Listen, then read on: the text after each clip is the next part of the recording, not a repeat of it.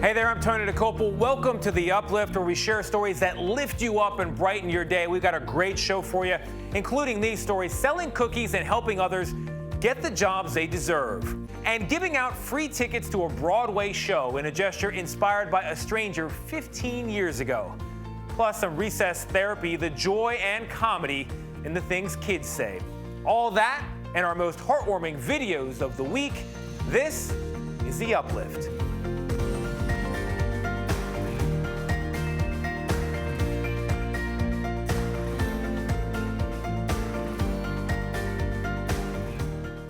Hey there, Tony DeCopel again. This is the Uplift, where we share stories that lift you up for at least the next 30 minutes. We got a great show for you. And we're going to begin with a young entrepreneur in Boston, Colette DeVito. She created her own cookie company when she was in her 20s. And if being a successful business owner at such a tender age were not impressive enough, DeVito has also created a nonprofit that helps people with disabilities start their careers. Caitlin O'Kane has more. Colette DeVito is a business owner in Boston who for the last 5 years has sold more than $1 million worth of cookies. Colette, who has Down syndrome, said baking is what always made her happy. So actually, I always loved baking since I was 4 years old. Like, from high school, I have been taking baking classes. It was a hard times for me. I have no friends. I do not have a social life. I got picked on, and that's why I have been taking a baking classes. After college, Colette found it difficult to find a job. So she turned to her mom, who helped her create her own job, CEO of Colette's Cookies. Colette doesn't only sell cookies. She authors books and runs a nonprofit, which helps people with disabilities get jobs, her favorite thing to do. Colette's Cookies now has 15 employees, some of them with disabilities, and they have an inspiring leader to look up to. No matter who you are, you can make a great difference in this world. Don't let people bring you down. Do not focus on your disabilities. You only need to focus on your abilities. Hey, well said, and everything gets better with cookies. Well done, Colette. To our next story, which might be hard to believe, but it's true. There is a 225-year-old warship still docked in Boston's historic Navy Yard. It is the U.S.S. Constitution, the world's oldest commissioned warship, first launched way back in 1797. And since that time, there have been 76 captains, now 77, making history as the first woman to take charge of the ship. Nancy Chen has more. Launched in 1797, the U.S.S. Constitution's history is American history. It is an honor to introduce Commander B.J. Farrell.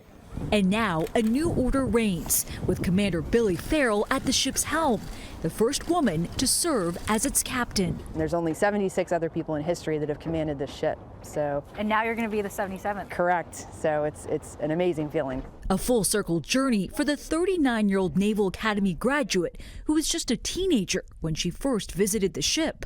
What would you tell that young woman today? I think even if I told her that one day she would be commanding the ship, she wouldn't believe me. Farrell was second in command of a guided missile cruiser before her new assignment aboard the Constitution. Undefeated in battle, the ship was nicknamed Old Ironsides during the War of 1812, when British cannonballs seemed to bounce off its wooden hull. A storied history that included only men in command until now, with Farrell relieving Commander John Benda. I know from the past month, turning the ship over and the crew over, I could not be doing it to a better naval officer. The ship is in great hands. The Constitution still sails at least once a year. A third of its active duty crew, women. Docked in Boston, it hosts more than 500,000 visitors annually. It's such a special opportunity, not just for the ship, but the Navy as a whole, especially having all the public here. They get to see that there's a female leading us. I think that's really special for everybody to see.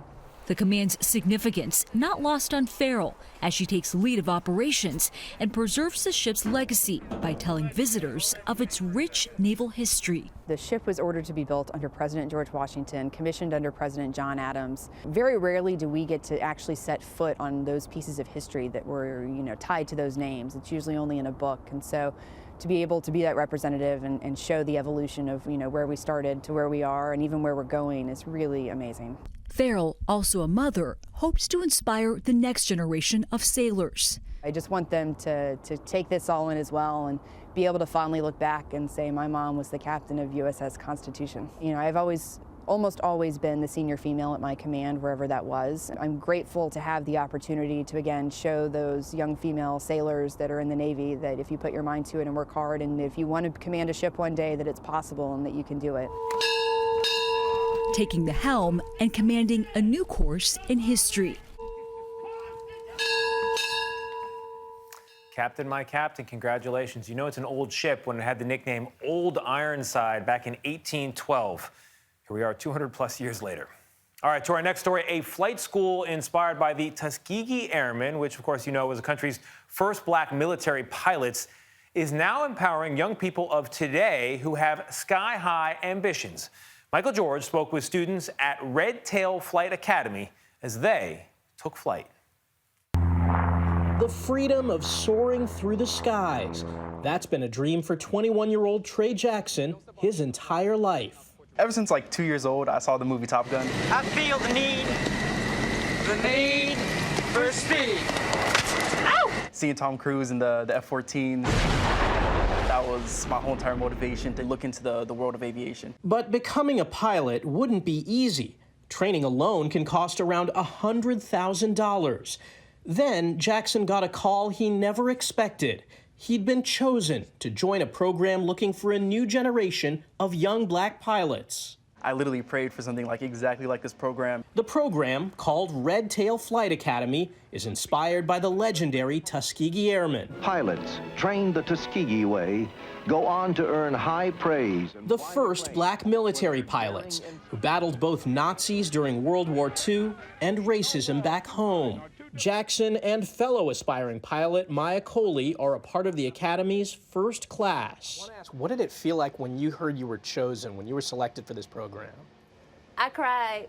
It was unbelievable for me because a lot of people who look like me, they don't know where to start or they don't know how to start because it is such a financial burden. But 80 years after the Tuskegee Airmen first took flight, aviators like Jackson and Coley are still rare.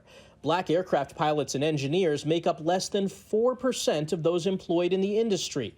I think we're making a change. Glenn Frazier, founder of Red Tail, made it his mission to diversify the skies. There is a problem with awareness within the inner city and the urban areas to know that this particular career is a possibility. The simulators are really a critical component. Board member Ann Palmer says the young pilots in training now carry the legacy of the Tuskegee Airmen, a legacy started by aviators like her father, one of the original airmen. My father was Second Lieutenant Augustus L. Palmer, an extraordinary father, but an extraordinary man. This is personal for you. Very, very. There's nothing greater than to see what your ancestors stood for, actually honored and perpetuated. What do you think your dad would say, seeing them take to the sky? Straighten up, fly right, get it done. Introduce another notch of flaps. Jackson and Coley are now living a dream they once thought was out of their reach. It's always been that intimidation of, for me, black women can't fly or black women won't be able to take on this challenge. And that was motivation for me. What does it feel like now to take off? Oh my gosh. Honestly, it's been the most amazing experience. Oh, sorry, I'm teared up. That's all right. But yeah, I always tell my family I wanted to be a pilot, and then actually finally being able to and actually take off and actually holding my private pilot's license, it was a great experience. Jackson now has more than 150 flight hours. You're about the same age as the Tuskegee Airmen were when they flew. Do you ever think about that? Think about that all the time. It's a lot of motivation to wake up in the morning. Jackson and Coley both hope to become commercial pilots when they graduate this spring, and they'll always remember the shoulders they're standing on. Trey, what do you think the Tuskegee Airmen would say about you guys? I think that they would definitely say that we are following in their footsteps and really trying to just push the bar even higher each and every time. And if you just look at the numbers, the fight for equality in the air continues. We are wishing them blue skies ahead. To our next story, a mom in Texas said she will be forever grateful for capturing this sweet life moment, as she calls it, on camera between her 84-year-old grandmother and her 6-year-old son. Take a look. Tell you something else. And everybody tells you this, that your eyelashes are so pretty. Does everybody tell you that? Yeah. But you know what? It's not all. Listen, what you look like this, like me, or like you, like your mom. That's something to think about. But do you know what is really the main thing? It's what is inside you. Isn't that right? And I know you're old enough. I'm talking to you like a big boy because you're old enough to know all those things. And I love you, and you always remember me. Okay. Oh, God, so sweet. So true as well. Well done, Grandma. Coming up, how kids are brightening up the internet. Yes, even the internet, with their words of wisdom and silliness, too. Plus, a Broadway star inspired to give out free tickets to strangers. And our most heartwarming videos of the week. Stick around.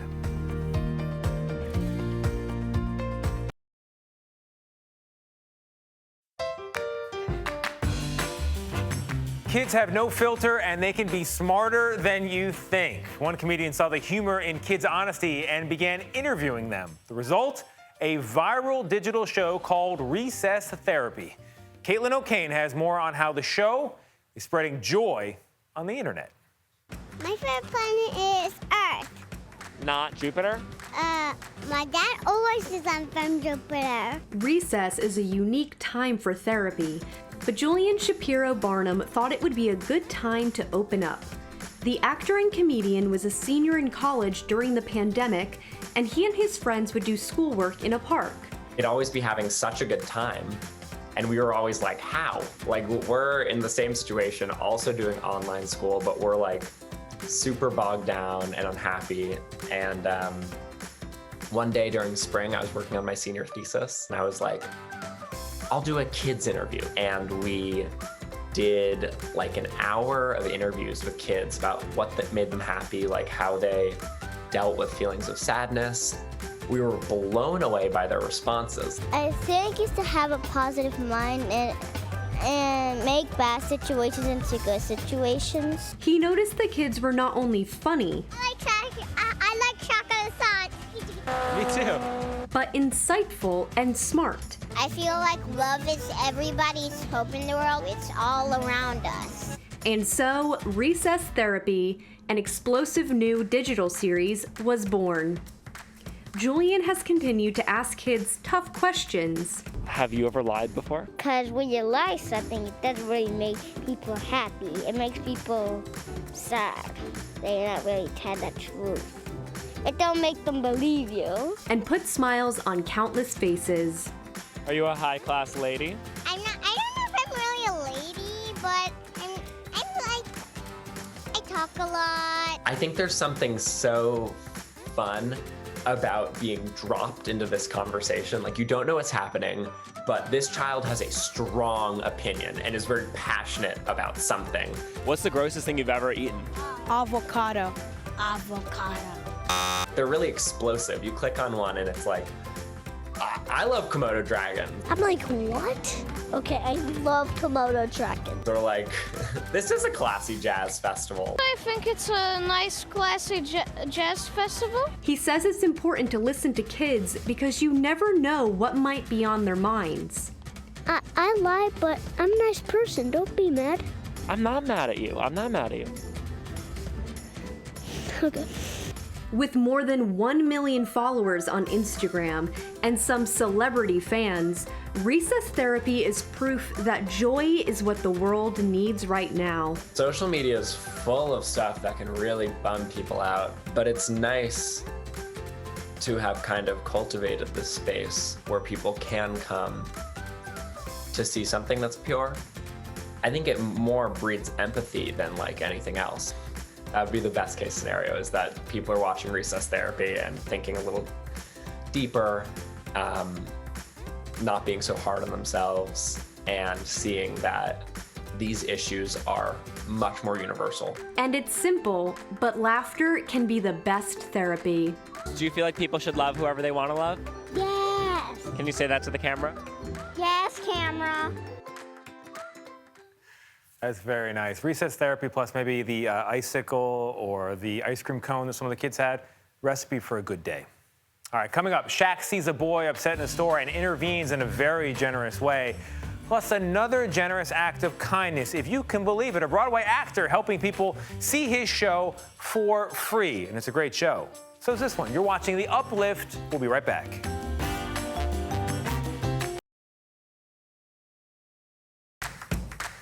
Welcome back to The Uplift. I'm Tony DeCopel here with your most heartwarming videos of the week. And I'm going to start, I think, with a grandma who was with some family members in Disney World, already celebrating her 70th birthday in the happiest place on earth. And the day got even happier when she was shocked to see a baker's dozen of additional friends and family show up to surprise her. The look on her face suggests she could not believe her eyes, but she liked what she saw. Very sweet. All right, take a look at this. A 6-year-old named Zion was upset while shopping with his parents, and suddenly he saw what he said was a giant man standing over him. That's a fact. That man was Shaquille O'Neal, who gave Zion some words of wisdom and made his day. Here's what he said. Listen to your parents. Then let Uncle Shaq go pick out some shoes for you. Shaq ended up buying Zion not one, but 2 pairs that day. And you know what? Throw in a coat. I love it. All right, now on to a much smaller athlete, 5-year-old Jaden, who has some practice with high-flying stunts, does them with her dad. She got a little scared, but Dad gave her some words of encouragement. Full twist and rewind. Let's go again. What's wrong? What's wrong? Dad almost got hurt.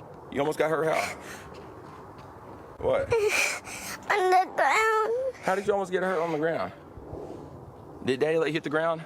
Will I ever let you hit the ground? So what are you talking about? You know Daddy will never let you hit the ground, but keep this in mind.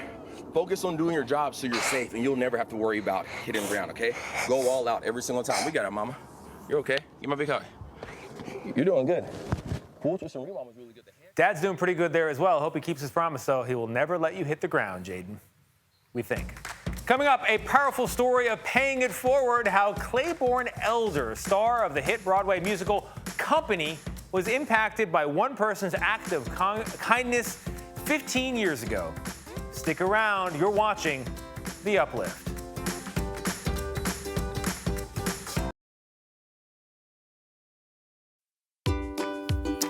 Welcome back to The Uplift. We have an inspiring story that started with a strange act of kindness. Broadway star Claiborne Elder was not on the big stage 15 years ago. He was just a self-proclaimed theater nerd.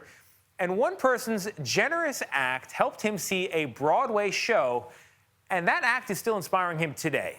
Vlad Dutier has a story. I was pretty scared to move to New York. And, you know, it really did seem like a big, scary city to me. And not that this one chance meeting of a stranger giving me money changed everything for me, but it showed me a play that felt like something I would be in. 15 years ago, Claiborne Elder was a 20-something from Utah, standing in the back of a Broadway theater watching Putnam County Spelling Bee, when a random act of kindness opened up a door to new possibilities. This man and woman came up to me and said, "Hey, are you from out of town?" And I said, "Yeah, I'm just here visiting." And the man handed me $200 and said, "You looked like you were having more fun than the people in the expensive seats. Go buy yourself a ticket to Sweeney Todd tomorrow. It'll change your life." He never got a name, just $200 and this photo. Hold on a second. Or even if you're in your early 20s, $200, you know, the first thought is, I'm gonna hit the club. Right? Maybe for you. I'm a theater nerd, so I was like, how many Rush tickets will this buy? No, and actually, you know what? There was part of that when I got the money, I was like, wow, I'm like really poor. Yeah. I could use this for a lot of other things. Right. And you'd never seen Sweeney Todd. I'd never seen Sweeney Todd. I didn't really know it even that well. And so I did. Starring in that production of Sweeney Todd, the legendary Patti LuPone. And speaking of feeling like Broadway stars were mythical, that did not seem real. Patti LuPone seemed like a person you read about in a book or heard about somewhere, but not someone you saw perform. You know, not for me, not for a kid from Utah. What's even harder to believe, Patti LuPone is now his co-star. You could drive a person crazy. You could drive a person mad. Ba-da-da. A twist of fate that goes back to the stranger who gave him the means to watch one of Broadway's biggest productions. It takes that kind of generosity to show you what generosity can be, to turn it around and do it again. Giving back is now a big part of Clay's life. Once a month, he and his 4-year-old son pay for a stranger's meal at their local diner. And recently, through his social media, he started to give away free tickets to his show. He posted it on Instagram, along with the backstory of why. Somebody asked for my Venmo, said, I'd like to send you some more money to buy tickets. And he sent me $700. I don't know him. More people started sending me money, I'm still giving away tickets. I've given away 150 tickets so far. How much money have people given you? Close to $10,000. What's even more, he found the stranger. The minute he said Putnam County Spelling Bee, it all came back. His name is Mark Howell, and he lives in LA. We got to be there for their first Zoom reunion. It's been really overwhelming. And I couldn't talk about this for the first 3 days without, sobbing. It's been really inspiring and overwhelming. Like, it's still, it really does. It makes me cry. What's amazing about a random act of kindness is the randomness of it. You had no idea that what you did was so much more than that, and made me a person who is kinder because of what you did. When you learned that strangers, just like you, had given Clay upwards of $10,000 to do what you did, how does that make you feel? It's humbling. And that's all I can say is it's really humbling. Through Clay, all of those people who were motivated toward a similar act of generosity, buying tickets for strangers, it changes their soul. It changes their soul just a little bit, Now, every performance, Clay takes a picture with all the strangers he buys tickets for and hangs it in his dressing room. I hope that it awakens something in them, just like it did in me, that these people are shown some sort of genuine kindness from a stranger, and hopefully in turn go out and do something strange and kind for somebody who they don't know. Do something strange and kind today. If you watch that, I think you will. Pretty generous free theater tickets. And speaking of generous, this show is free as well. How about that? And that is our show for today. I hope it brightened your day and lifted you up. If it didn't work, you know what I say, re-rack it, watch it again. We'll see you next week. Thanks for watching The Uplift.